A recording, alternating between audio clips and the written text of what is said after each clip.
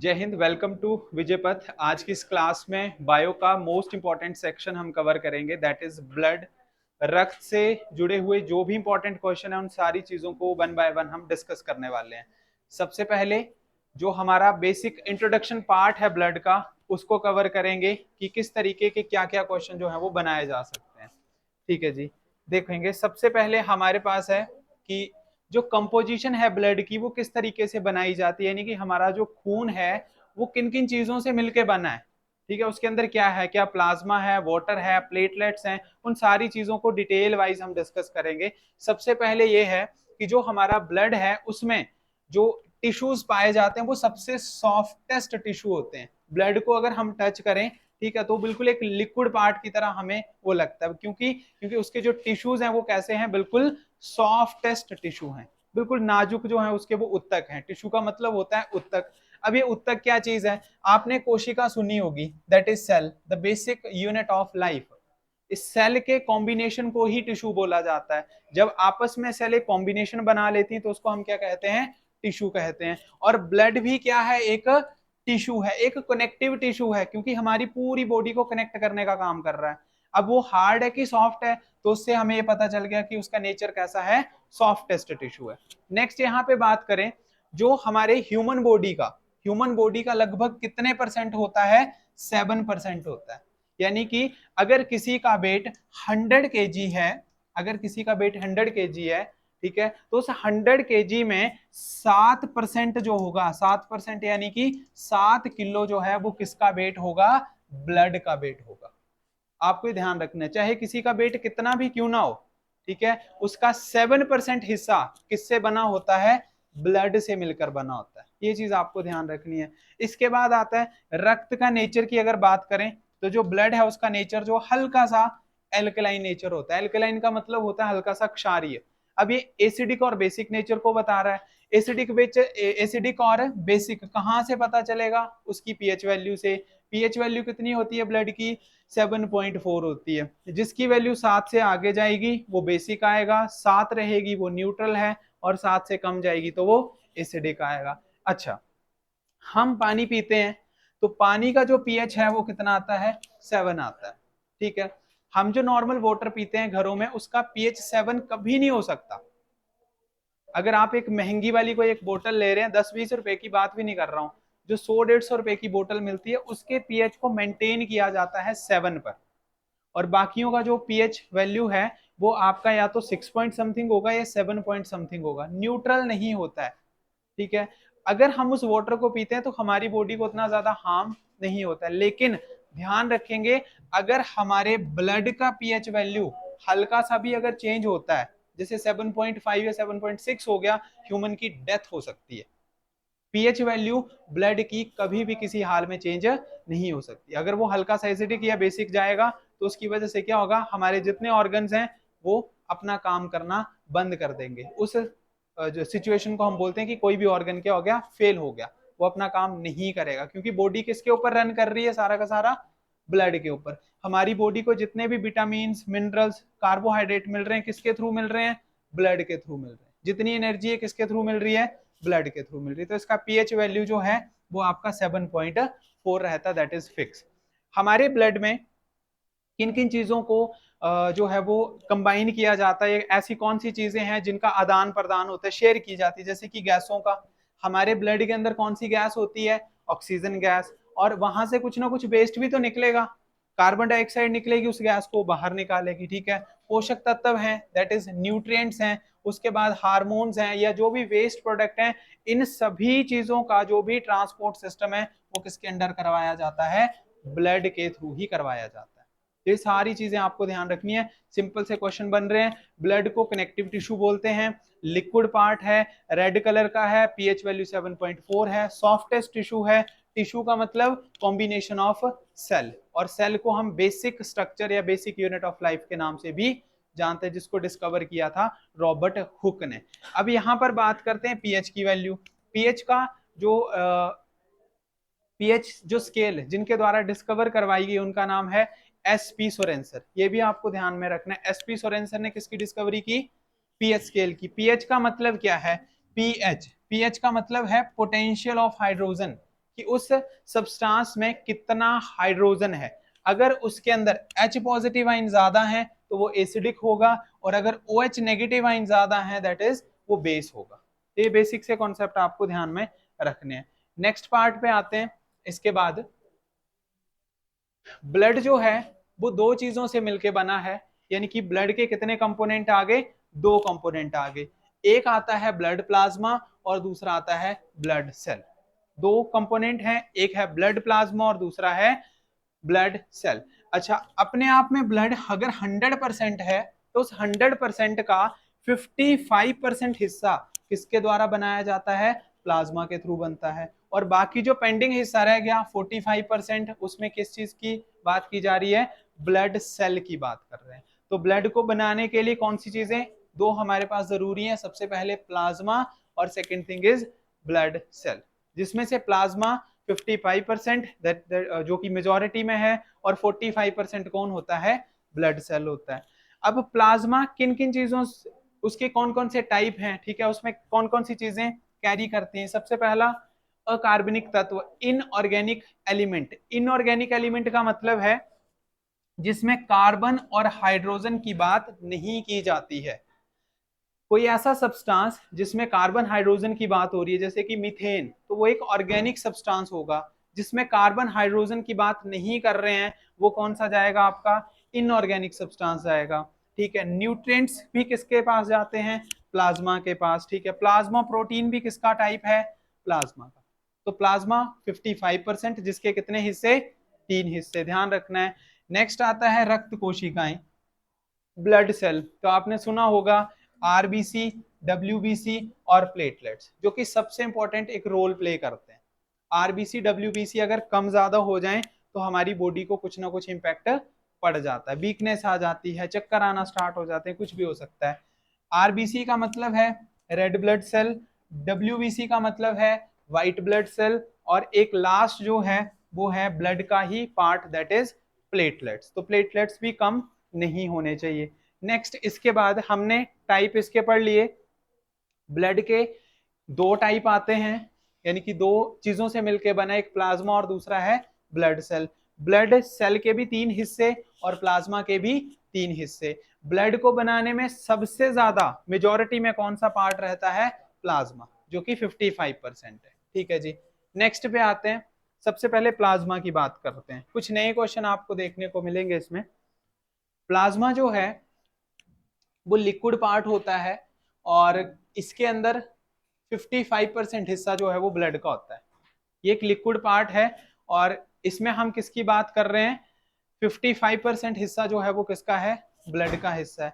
अच्छा, एक चीज और आपने ध्यान में रखनी है, एक चीज आपको ये ध्यान में रखनी है कि जो प्लाज्मा है, जो प्लाज्मा है उसका जो कलर है वो हल्का सा येलोइश कलर आता है, ये भी ध्यान रखना है।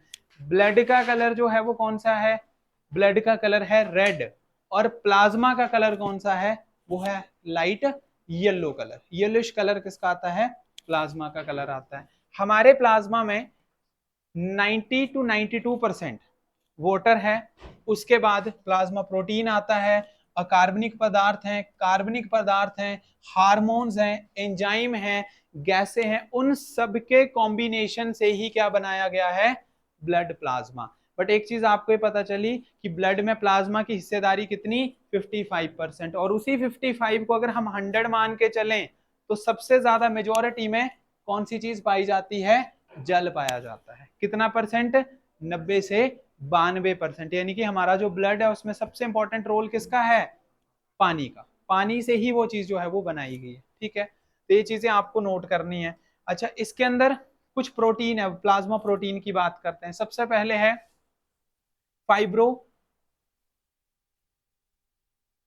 फाइब्रिनोजेन। फाइब्रिनोजेन एक प्लाज्मा प्रोटीन है जो कि कहां पर बनाई जाती है, हमारे लीवर में। ये प्लाज्मा प्रोटीन कहां पर बन रही है, लीवर में बन रही है। अच्छा, इसका काम क्या है, इसका काम है कि जो रक्त का थक्का बनता है, ठीक है, क्लोटिंग होती है, उसको बनने में ये हेल्प करती है। अभी तक हम सिर्फ एक ही चीज जानते हैं कि कौन सा विटामिन हेल्प करता है, विटामिन के। पर विटामिन अगर के ना हो तो उसके अलावा कुछ ऐसी प्रोटीन्स हैं जो अपनी रिस्पॉन्सिबिलिटी निभाती हैं। जैसे कि मैंने आपको लास्ट क्लासों में बताया था कि अगर किडनी फेल हो जाए, ठीक है, तो कुछ और ऐसी चीजें हैं जो भी ब्लड को क्या करती हैं, फिल्टर करती हैं। लीवर भी फिल्टर करने का काम करता है। एक चीज और बताई थी, स्प्लीन, जिसको तिल्ली बोलते हैं हम, तो वो भी क्या काम करती है, ब्लड को प्यूरिफाई करती है। एक ही ऑर्गन का काम नहीं है, हाँ, एक में मेजोरिटी का काम दिया बस। उसके बाद नेक्स्ट जो है वो है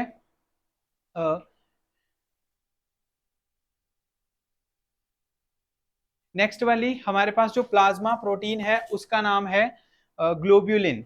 ये भी कहां पर बनाई गई, हमारे लीवर में बनाई गई। अच्छा, अब इसका काम क्या है, जो पिछली वाली थी उसका काम था रक्त का थक्का बनाना, ठीक है, उसको क्लोट करना, जमा करके रखना। इसका काम है जो हमारा इम्यून सिस्टम है, जो हमारा इम्यून सिस्टम है उसको क्या करना, बेहतर बनाना। इम्यून सिस्टम का बेहतर बनाने का मतलब क्या है, नॉर्मली अगर आजकल आपको पता है आजकल के सीजन में मक्खी मच्छर ज्यादा होते हैं, ठीक है, अगर मच्छर हल्का सा काट ले तो हम उसको ऐसे मार देते हैं या हल्का सा रब करते हैं तो हमारी स्किन को ज्यादा इम्पैक्ट नहीं पड़ता है। लेकिन अगर वही मच्छर एक छोटे बच्चे को काट ले तो क्या होता है, वहां पे रेडनेस आ जाती है, क्योंकि उस बच्चे का इम्यून सिस्टम उतना ज्यादा स्ट्रोंग नहीं है। हमारी जो स्किन है वो उस बैक्टीरिया के साथ फाइट कर रही है, उस वायरस के साथ फाइट कर रही है, हमें कुछ नहीं हो रहा है। लेकिन वो जो छोटा बच्चा है उसका इम्यून सिस्टम थोड़ा सा वीक है, इसलिए जब वो उसको मारते हैं या जब वो वाइट करता है तो उसके अंदर वो इतना ज्यादा वो इंजेक्ट हो जाता है कि वो कुछ ना कुछ अपना एक नेगेटिव इम्पैक्ट है, रेडनेस आ जाएगी, जलन होगी, खारिश होगी, कुछ उस तरीके से वो चीजें जो है वो हमें देखने को मिलती हैं। तो आपको दो प्रोटीन्स मैंने बता दी जिनका काम किसके अंडर आता है, प्लाज्मा के अंडर, ठीक है, और बनती कहाँ पे है, दोनों की दोनों लीवर में। अच्छा, लीवर ही खराब हो जाए तो कहीं ना कहीं पे वो प्लाज्मा को बनाने की रिस्पॉन्सिबिलिटी भी क्या कर देंगी, खत्म कर देंगी। तो इसका मतलब है क्लोटिंग का सिस्टम भी खत्म हो गया, उसके साथ साथ इम्यून सिस्टम भी क्या हो जाएगा आपका, वीक हो जाएगा। ठीक है, ये चीज आपको ध्यान में रखनी है। नेक्स्ट पार्ट पे आएंगे। नेक्स्ट है इसका ब्लड सेल की बात करें, प्लाज्मा का पार्ट हो गया, next is blood cell. Blood cell मैंने बताया कितना परसेंट है, 45%। अच्छा, इसके टोटल तीन टाइप, सबसे पहले आरबीसी, डब्ल्यूबीसी एंड प्लेटलेट्स, ठीक है, तीन चीजें आ गई, आरबीसी, डब्ल्यूबीसी एंड प्लेटलेट्स। तो सबसे पहले हम जो यहाँ पे जानेंगे वो है आरबीसी के बारे में, कि आरबीसी है क्या, ये इसके टाइप्स हैं। ये आरबीसी का कुछ इस तरीके का स्ट्रक्चर होता है, ठीक है। आरबीसी के बारे में जानते हैं कि आरबीसी है क्या, क्या क्या क्वेश्चन बनते हैं। सबसे पहला इसके टाइम स्पेन की बात करते हैं कि कितने टाइम तक जिंदा रहती हैं। तो ये लाल रक्त कोशिकाओं का जो टाइम पीरियड है वो लगभग कितना है, 120 दिन। और जो डब्ल्यूबीसी है वो 5 से 10 दिन, मैक्सिमम 2 से 5 दिन भी बोला जाता है। डब्ल्यूबीसी का सबसे कम और आरबीसी का सबसे ज्यादा है, ठीक है। ये 120 दिन तक जिंदा रहती हैं, उसके बाद फिर नए नए आरबीसी जो है वो बनना स्टार्ट हो जाते हैं। नेक्स्ट है, ये ऑक्सीजन का कार्य करती हैं, उसको ऑक्सीजन को पहुंचाने का कार्य करती हैं। ऑक्सीजन को क्या करना, ट्रांसपोर्ट करना। हम सांस लेते हैं, हमें एनर्जी मिलती है, तो एनर्जी उस ऑक्सीजन से तो मिल रही है, और उसमें सबसे ज्यादा रिस्पॉन्सिबिलिटी किसकी है, ब्लड की, क्योंकि वो ऑक्सीजन ब्लड के साथ मिक्स हुई और ब्लड के अंदर कुछ ऐसे वो कंपोनेंट बनाए जिसके थ्रू हमें ग्लूकोज मिला, और ग्लूकोज से हमें क्या मिली, एनर्जी मिली, ठीक है। नेक्स्ट, रेड ब्लड सेल में जो न्यूक्लियस होता है, केंद्रक, वो अनुपस्थित होता है। अनुपस्थित कहा था, नहीं होता है। आरबीसी के अंदर जो सेंट्रल पॉइंट है वो नहीं होगा, ये आपको ध्यान रखना है। आरबीसी यानी कि रेड ब्लड सेल, उसके अंदर जो न्यूक्लियस है वो क्या होगा, एब्सेंट होगा। आरबीसी के अंदर कोई भी न्यूक्लियस नहीं होता है। Next is haemoglobin. हीमोग्लोबिन एक पिगमेंट है जो हमारे ब्लड को कौन सा रंग देता है, लाल रंग देता है, ठीक है, लाल रंग देता भी। इसको भी हम एक तरीके से तोड़ेंगे, ठीक है। नेक्स्ट आता है, ये केवल केशरुकी जंतुओं, ठीक है। केशरुकी जंतुओं का मतलब होता है जिनके ऐसे जीव जंतु जिनके अंदर रीढ़ की हड्डी पाई जाती है, ठीक है, जो हमारी बैकबोन है, ऐसे जानवर जिनके अंदर रीढ़ की हड्डी पाई जाती है उनके अंदर क्या होगा, आरबीसी होगा। आरबीसी सिर्फ और सिर्फ किसके अंदर पाया जाता है, ऐसे जीव जंतु जिनके पास कौन सी हड्डी हो, रीढ़ की हड्डी हो, ठीक है, उनको हम क्या बोलते हैं, केशरुकी जानवर के नाम से जो है वो जानते हैं। तो एक बार इसके बारे में पढ़ लेते हैं कि ये है क्या। ये देखो, it is the study of animals with backbone, यानी कि ऐसे जानवर जिसमें कौन सी हड्डी, कौन सी बोन की बात कर रहे हैं, रीढ़ की हड्डी की बात कर रहे हैं। ठीक है, इसके 4 टाइप आते हैं, एक फिश है, उसके बाद एनिमल्स हैं, बर्ड हैं, मैमल्स हैं। ह्यूमन किस में आता है, मैमल्स में आता है। ठीक है, तो ह्यूमंस के अंदर भी कौन से सेल पाए जाते हैं, RBC, that is red blood cell, ये आपको ध्यान रखना है। ठीक है, नेक्स्ट इसके बाद है हीमोग्लोबिन को तोड़ के लिखते हैं। हीमोग्लोबिन में 2 वर्ड आते हैं, एक हीम और दूसरा है ग्लोबिन। हीम का मतलब है लोहे वाला हिस्सा, आयरन कंटेनिंग पार्ट, इसलिए आपको ये पता चल गया कि हीमोग्लोबिन के अंदर कौन सी मेटल है, आयरन है, सिंबल है उसका Fe। ठीक है, और ग्लोबिन, ग्लोबिन के द्वारा जो है ये बना होता है। ग्लोबिन क्या है, एक तरीके का प्रोटीन, तो हीमोग्लोबिन भी क्या बन गया, एक तरीके का प्रोटीन बन गया। और उस प्रोटीन के अंदर कौन सा एलिमेंट होता है, आयरन होता है। कौन सा प्रोटीन है, आयरन प्रोटीन है। ठीक है, अच्छा अस्थि मज्जा, बोन मैरो की बात कर रहे हैं, जो आरबीसी का निर्माण है वो कहाँ पे होगा, बोन मैरो में। अब ये बोन मैरो क्या है, हड्डी के अंदर जो वाला हिस्सा है, हड्डी के अंदर का जो बिल्कुल सॉफ्ट हिस्सा होता है उसको क्या बोलते हैं, बोन मैरो बोलते हैं। और उसके अंदर ही हमारा किसका निर्माण होता है, आरबीसी का। हड्डियां स्ट्रोंग होगी तो इसका मतलब है ब्लड भी हमारा नया नया जो है वो बनता रहेगा। ठीक है, कई बार हमें लग जाती है, ठीक है, तो खून निकल जाता है, बह जाता है खून। जब खून बह जाएगा तो आपको पता है एक ड्रॉप को बनने में 40 से 45 दिन लगते हैं। एक खून की ड्रॉप को, ब्लड की ड्रॉप को बनने में 40 से 45 दिन लगते हैं। पर हमारी बॉडी के अंदर एक स्टोरेज हाउस भी है। स्टोरेज हाउस का मतलब अगर इमरजेंसी जैसे क्लोटिंग होगी, रुक गया खून, ऑपरेशन किया गया, ब्लड निकला, तो वो सप्लाई करा देता है वहां से। हमने, हमारी बॉडी इस तरीके से बनाई गई है कि उसके अंदर सारी बैकअप की चीजें हैं। जैसे गाड़ी में एक स्टेपनी होती है ना, टायर पंचर हो जाए तो स्टेपनी लगा लेते हैं फटाफट। ठीक है, बट हाँ मैकेनिक चाहिए, हमारी बॉडी को मैकेनिक भी नहीं चाहिए। ठीक है, वो खुद ही उसका वो बॉक्स ओपन करके ब्लड को क्या करवा देते हैं, फ्लो करवा देते हैं। ठीक है, आरबीसी का विनाश, आरबीसी का विनाश जो है वो स्प्लीन और यकृत में होता है। अगर आरबीसी को खत्म करना है, ठीक है, तो स्प्लीन और यकृत जो वो क्या कर देगी, खत्म कर देगी। यानी कि स्प्लीन और लीवर में अगर डैमेज आना स्टार्ट हो जाती है, कोई इन्फेक्शन अगर उनको तंग कर रहा है, तो इसका मतलब है किसमें कमी आ जाएगी, हमारे आरबीसी में भी कमी आ जाएगी। जिनको लीवर में गर्मी हो जाती है, ठीक है, या स्प्लीन में कोई दिक्कत आ रही है, ठीक है, स्प्लीन का मतलब मैंने कल बताया था तिल्ली, तिल्ली कई बार बढ़ जाती है, छोटी हो जाती है, ऑपरेशन करना पड़ता है, तो उस वजह से आरबीसी कम हो जाएंगे, यानी कि आपका ब्लड कम हो जाएगा। ब्लड कम होगा मतलब आयरन कम, आयरन की कमी आ जाएगी, आयरन की कमी आ जाएगी तो इसका मतलब है कि हमें कौन सी गोलियां खानी पड़ेंगी, फॉलिक एसिड, जिसको हम आयरन की गोलियां बोलते हैं। फॉलिक एसिड को विटामिन B9 के नाम से भी हम जानते हैं। ठीक है, ये चीजें आपको ध्यान रखनी है। नेक्स्ट प्लीहा, प्लीहा यानी कि स्प्लीन को आरबीसी का कब्रिस्तान भी बोला जाता है। कब्रिस्तान का मतलब जहां पे किसी चीज को दफनाया, तो किसको दफनाया हमने, आरबीसी को। हमारे अंदर ऐसे टिश्यूज हैं, हम उनको बाहर नहीं निकाल सकते, वो उनको उन्हीं के अंदर डिकम्पोज कर देते हैं, तो इसलिए प्लीहा को क्या बोला जाता है, आरबीसी का कब्रिस्तान बोला जाता है, ग्रेवयार्ड ऑफ आरबीसी। ये चीजें ध्यान रखनी है। जैसे माइट्रोकॉन्ड्रिया को power house of the cell बोलते हैं, energy currency of the body ATP को बोलते हैं, एडोनिसिन ट्राइफॉस्फेट को। उसी तरीके से ग्रेवयार्ड ऑफ आरबीसी किसको जानते हैं, हम प्लीहा को जानते हैं। ठीक है, ये चीजें आपको क्लियर होनी चाहिए। नेक्स्ट पे आएंगे, नेक्स्ट ऊंट और लामा, इनके आरबीसी में केंद्रक होता है। और जो एक अपवाद है, अपवाद का मतलब है कि एक ऐसा स्पेशल केस है, क्योंकि केमिस्ट्री या फिजिक्स या बायो कहीं पर भी 100% सेटिस्फाइड रिजल्ट नहीं बता सकती। मैंने आपको बोला कि आरबीसी जो है वो सिर्फ उन्हीं में होगा जिनके अंदर रीढ़ की हड्डी होती है।